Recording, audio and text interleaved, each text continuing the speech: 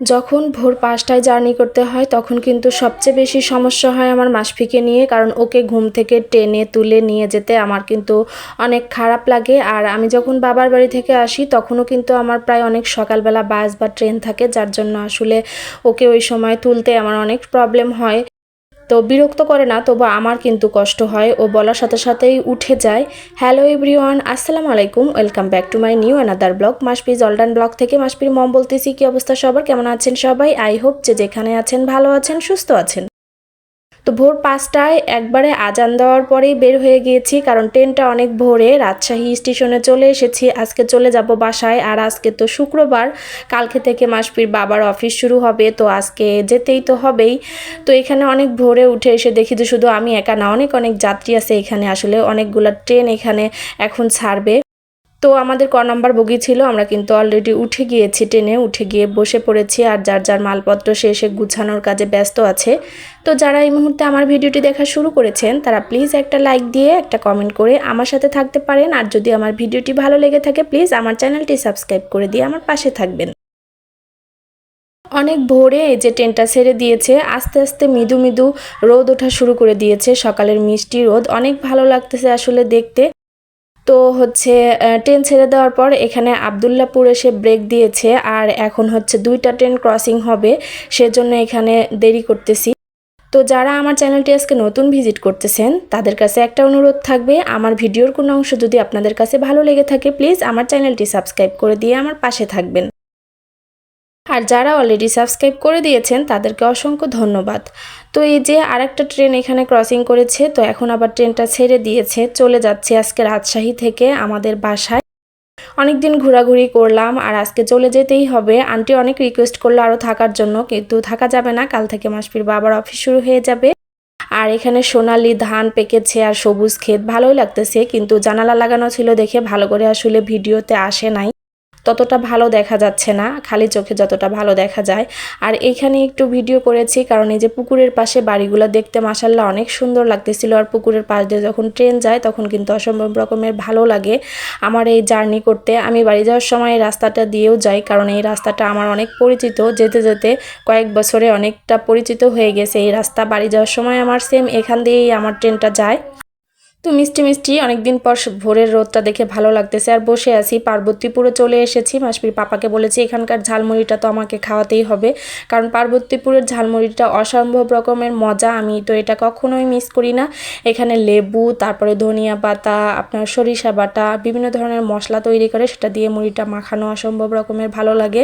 মুড়ি খেতে খেতে কিন্তু অনেকটা জার্নি করে ফেলেছি, এখন চলে এসেছি আমার বাসার কাছে। অনেক ভালো লাগতেছে, বেশ কয়েকটা দিন বাইরে ঘোরাঘুরি করে মনটাকেও ফ্রেশ করে নিয়ে চলে আসলাম।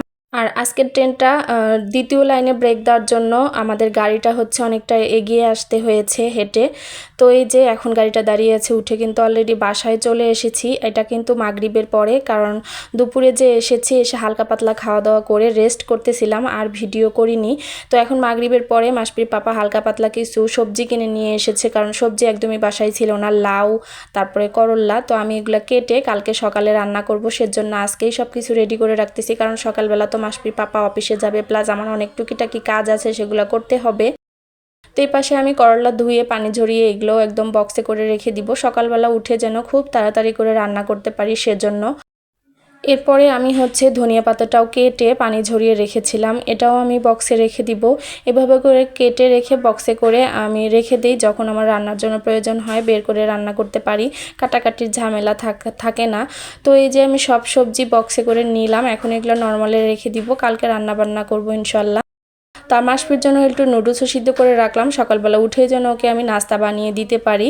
আর এপাশে ওই যে লাউ, সবজি, সিম, যত রকমের সবজি আছে 2-3 রকমের, সেগুলো সব কিছু একসাথে কেটে 2-3 রকমের ডাল দিয়ে, এখানে চাল দিয়েছি, পোলার চাল আর ভাতের চাল দিয়ে হচ্ছে আমি খিচুড়িটা রান্না করব। এখানে আমি কাঁচামরিচটা ফাটিয়ে দিব না, গোটা দিব, কারণ ঝাল কম হলে মাসপি খেতে পারবে এই জন্য।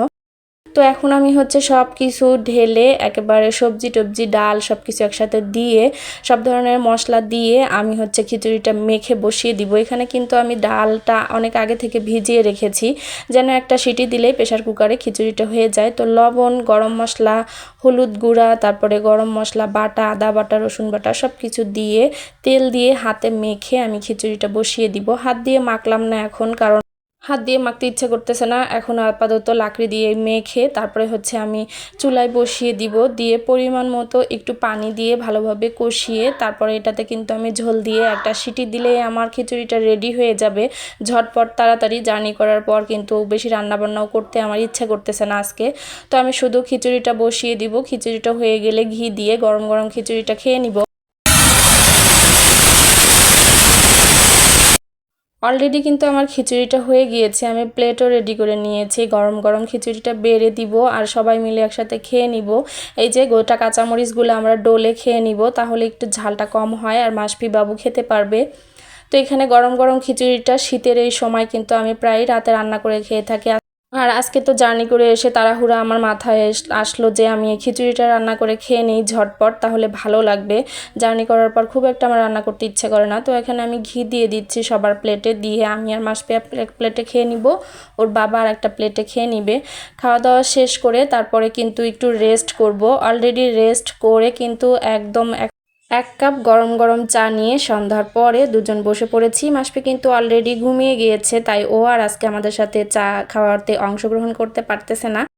তো হচ্ছে জার্নি করে এসেছে সকাল সকালেই ঘুমিয়ে গিয়েছে। তা আমি আর মাসপির বাবা চা খেয়ে নিব, আর আন্টি ড্রাগন ফল দিয়েছে সেগুলোও কেটে নিব। কেমন লাগলো ভিডিওটি প্লিজ কমেন্ট করে জানাবেন। ভিডিওটি বেশি ভালো লাগলে ফ্রেন্ডস এবং ফ্যামিলির সাথে শেয়ার করতে পারেন। দেখা হয়ে যাবে নেক্সট কোনো নতুন ভিডিওতে। ততক্ষণ পর্যন্ত সবাই ভালো থাকবেন, সুস্থ থাকবেন, আমাদের জন্য দোয়া রাখবেন। আল্লাহ হাফেজ সবাইকে।